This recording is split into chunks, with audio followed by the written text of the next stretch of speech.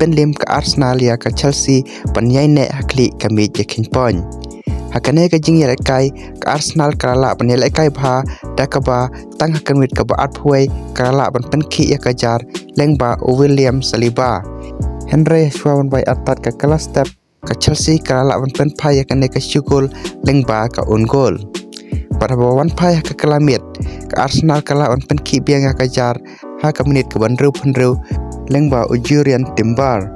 Bat kini baru lai teli ki gol hakane ke jing yelekai kiwan lyngba ke corner kick. Bat ha ke menit ke banyo pau urang yelekai jong ke Chelsea uta Pedro Neto ulayo red card. Bat kene ke jing yelekai kalakut da ar laway. Hakawai pat ke jing yelekai jong ke Premier League kata ke Manchester United persya ya ke Crystal Palace. Hakane ke jing yelekai ke Crystal Palace ha ke kelas step kelala benelekai bah da ke batang ha ke menit ke basau kelala penki ya kejar lyngba umaksin.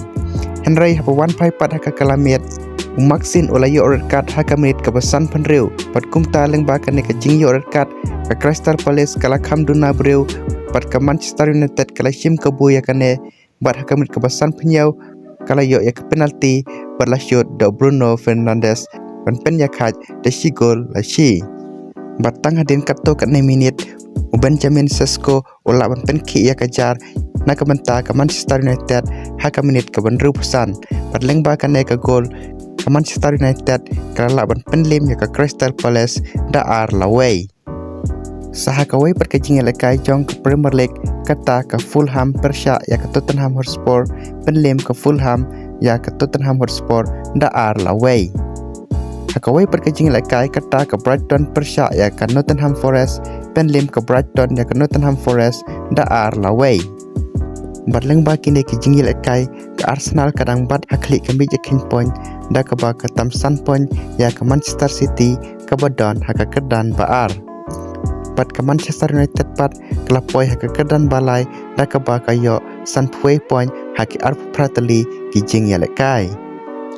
Haka jing yelekai Indian Super League pat ke North East United persya ya ke Mumbai City kalakut da ke jing iakhaid da way laway.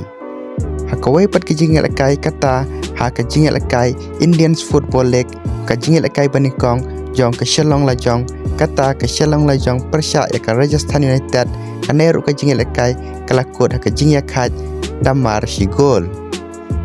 Hakawai pat ke jing yelekai kata ha ke MLS ke Inter Miami persya ya ke Orlando City pynliem ke Inter Miami ya ke Orlando City da sau la ar. Bat hakane ke jing yelekai Messi ulah bantap ar gol kata ha ke menit ke besan penyau pat kawai ke free kick ke ba Itynnad bah ha ke menit ke ba kendai peu. Te perlok menta ke sengi tangkine kendiat ki kubor te lada pisngau tanat bersengap ki kubor sport semua subscribe lang ya kene ke channel kum kedak on IG support ya kene ke channel kublai sibun.